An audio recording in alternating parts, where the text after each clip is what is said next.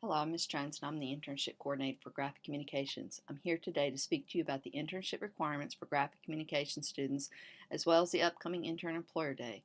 We hold Intern Employer Day each fall in October and each spring in March for the purpose of linking students with employers offering internships and full-time employment. The internship experience is by far ranked by students as one of the most important and influential components of their education. The Department of Graphic Communications has required 2 full-time internships by their students for over 30 years. The professional work experience gained from these internships is invaluable and places a graduating student well above their peers upon graduation as they enter the workforce and begin their careers. In fact, most of the employers have many alumni of the Clemson Graphic Communications program, and many of them return to hire interns as well as graduating seniors. Business and industry professionals value our students because they know they already have practical hands-on experience in our laboratories as well as real-world experience in the workplace. Some companies even hire the same students who interned with them as permanent hires after graduation.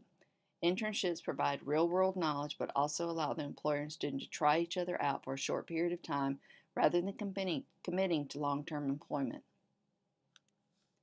While on an internship, it isn't just important to gain exposure to the products or services of an industry or business. These real-world experiences teach you how to deal with people from entry-level production employees all the way up to the CEO. Some environments are laid back and some are more formal. Some people are difficult and some are easy to get along with. Some people and environments are encouraging and uplifting, and others may be daunting and depressing at times. No matter what the experience, you realize what to look for in an organization and the people and culture you would like to be with or in when you graduate and are looking for a permanent position.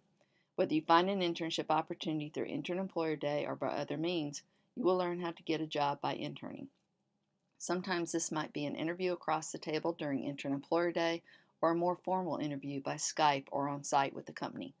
Every interview you have, whether you land the job or not, builds confidence and experience for the next interview and certainly improves your interview skills for positions you desire upon graduation. You will learn from an internship that the field you desire is right for you as well as many other options you didn't even dream existed. Just because you don't love what you are doing at the moment or even for the entire internship doesn't mean your internship is a bad internship.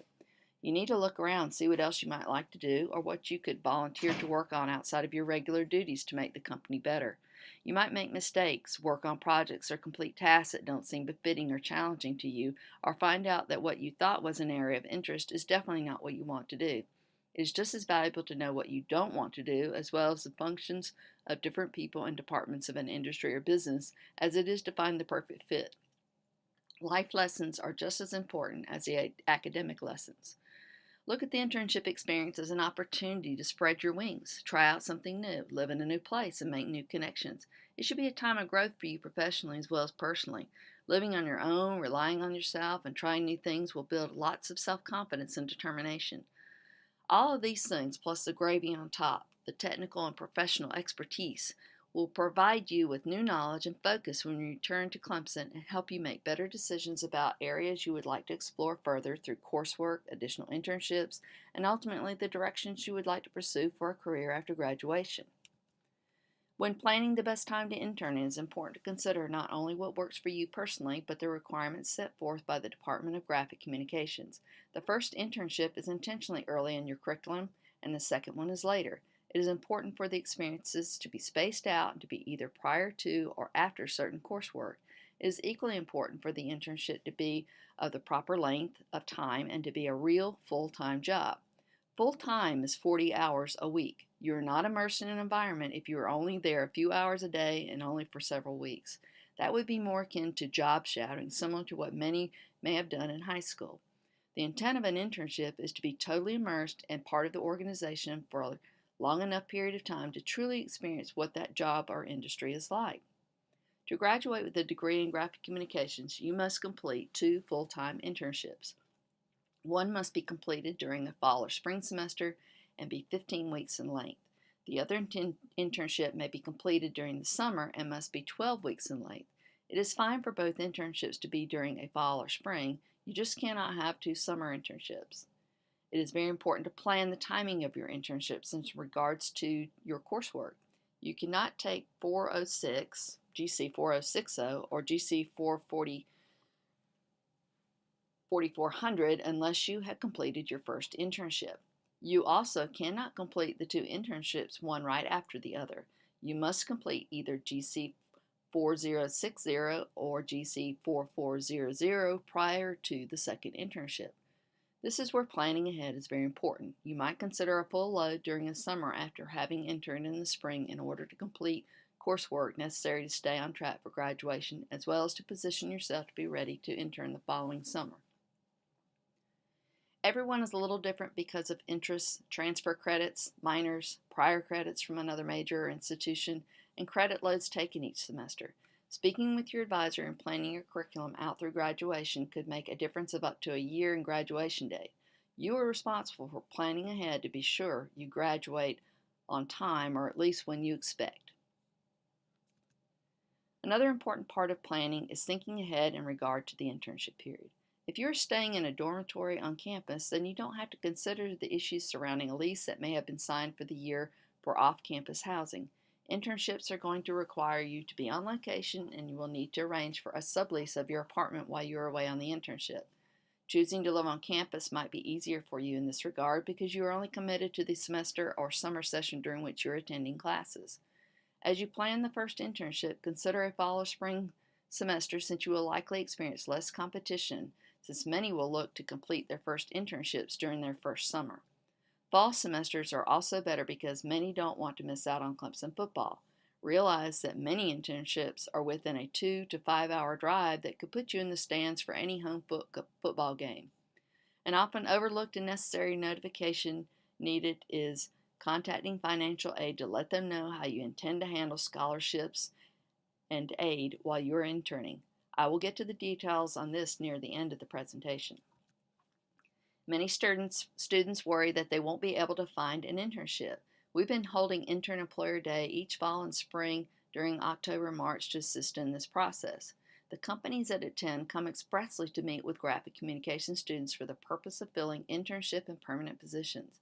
Many have been part of our internship program for over 25 years. This is much like a career fair where the employees each have a table with information about their company on display and can answer your questions regarding their company. You will arrive at Intern Employer Day with an intern information form. You must have this form completed to enter Intern Employer Day. You will need 1 copy to leave at the sign-in desk and at least 10 copies to share with potential employers. The employers expect you to have this form. You may also choose to attach a copy of your resume or print your resume on the back of the sheet to save paper and reduce the risk of them becoming separated. This form lists information about you in regards to coursework and past work experience. There is also an area for you to indicate when you desire to intern. Some companies only come in the fall or spring semester and hire for the next year out. They need to know the term you would most like to intern. Make sure you have a picture on this form and it is appropriate. This should not be a picture of you on the beach, holding alcoholic beverages, with a hat on, or where you crop yourself out of a group photo. Have a friend take a decent photo of you in front of a neutral background. It's going to be the impression you leave with an employer and should look like you care. Even if you don't decide an internship opportunity is right for you with the company, start building your contacts, collect business cards, and begin a database. This is a great time to network and build your professional network. When you speak with an employer, it is really important that you thank them for their time and the information. It goes a long way if you send a personal thank you note by mail, not email. Oftentimes, this will land you the internship you want so badly. You may be equal to another student in every way, and this is what pushes you to the front of the line. Intern Employer Day will typically be a requirement for GC1010 and GC1020. You should plan to attend for at least an hour between 11:15 a.m. and 4 o'clock p.m. Don't arrive at 3:45 p.m. and expect to get an hour's worth in 15 minutes. Many of the companies will start to pack up at this time and could actually be preparing to leave. If you have classes all day, plan to attend at least during the time you have GC lectures or lab. We want you to attend this important event. The companies are here to see you. You are not imposing on them. They're glad to see you and are especially impressed by students who are prepared, dressed appropriately and professionally, and also have an online presence reflecting these qualities. While it's perfectly understandable that you might not have typical business attire, you should at least wear something appropriate for an interview. You should not be dressed as though you're going out with friends, clubbing, dancing, and partying. You also shouldn't look like you just rolled out of bed and threw a hat on. Dress to impress and dress professionally. Wear the same attire you would for an interview. Now is a good time to learn how to iron if you haven't learned yet. Ladies, make sure dresses and skirts are not too tight or short. Right above the knee is perfect. Keep jewelry simple and do not wear perfume. Keep your hair from covering your name tag. No cleavage or bare shoulders. Shoes should be clean and appropriate as well. Something besides tennis shoe and definitely not stilettos. Flats would be the most comfortable option. Men, you don't have to wear a dark suit, but dress pants or ironed khakis and a button-down shirt is appropriate. You may also choose to wear a tie.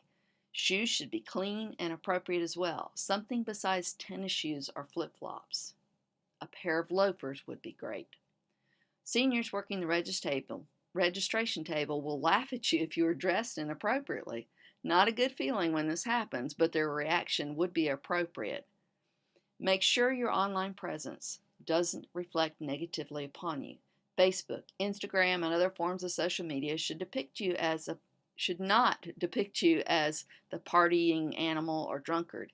It's time to be a grown-up and act that way. Companies will look you up to be sure they aren't making a mistake by hiring you. They will avoid the possibility of issues, liability, and poor judgment and look for someone else to work with them. If you don't obtain an internship through the employers at Intern Employer Day, you may make contacts on your own. All internships must be approved by the internship coordinator beforehand. An email with information about the internship is the best way to get this process in motion. The internship coordinator also will pass on opportunities by email. Often companies can't always attend Intern Employer Day but want to hire an intern. When you see an email from me with internship opportunity as a subject line, this is a must-read email. Check your email on a daily basis and don't ignore the ones from me. My email address is jensenc@g.clemson.edu. Add me to your contacts. If you have an employer in mind but don't know if they are an approved internship provider, work with me to determine this. We always welcome new opportunities for our students. One of the things that I push students to do is pursue the best opportunity and to not settle for what's easy or convenient. Just because an internship might be in Florida or in Illinois doesn't necessarily make it more difficult. Many companies help you in locating safe, affordable housing, and others have housing available just for interns. Some companies even pay for the housing and others provide a stipend. While some don't provide housing or pay for housing, they may well pay enough so that you can afford to live in a safe area. Taking an unpaid internship is not your best option, especially if you have utilities and an apartment to pay for. Don't be afraid to ask if an internship is paid or not. Marketing companies often don't pay, and while the experience may be great, this wears rather thin when you have bills to pay. Local internships within an hour drive of Clemson may seem attractive since you could stay in your apartment in Clemson and commute, but are often unpaid.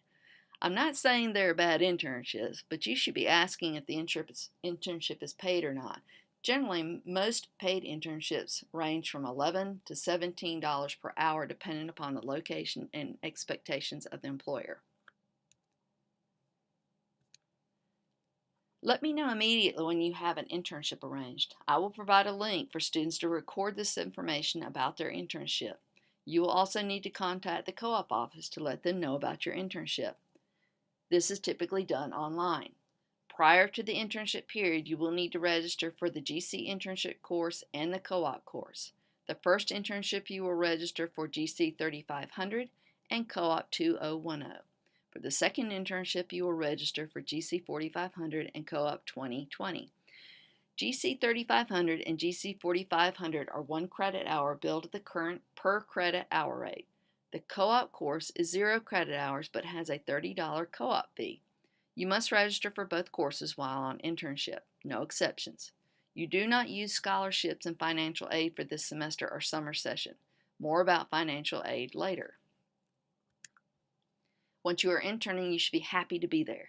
Work hard and be self-motivated. If you find yourself with nothing to do, look for something to do or ask your supervisor or coworkers how you can help. Be on time or early. Excessive tardiness could get you fired. If you get fired, it's an automatic F for the internship. You will have to start all over again and will not have a great reference going forward. Don't assume it's okay to be constantly checking your phone or to have earbuds in listening to music. Be attentive to your job and coworkers. Watch out for what you post online while you're on internship and at any time. You will be keeping a weekly journal for grading and will submit these during regular intervals during the internship. These, along with your supervisor's evaluation, will be how you are graded for the internship. Canvas will have instructions regarding format, length, content, and dates for these. Most importantly, leave them wanting another intern like you, or better yet, wishing you could stay rather than return to school. You will want them as a reference for your next internship or post-graduation job. So while you're interning, you will need to be aware of how to handle your life scholarship and financial aid. You will not use life scholarship during the semester you intern because you will only be enrolled in one credit hour. You will pay for the single credit hour and the $30 co-op fee. You don't want to lose the scholarships or be notified that your student loans are now due because you are no longer enrolled full-time. Notify financial aid that you will be interning and that you would like to defer your scholarships and or financial aid. You may use it for the following summer and take a full load during the summer. This would be helpful so that the semester you're only interning does not set you behind for your graduation date.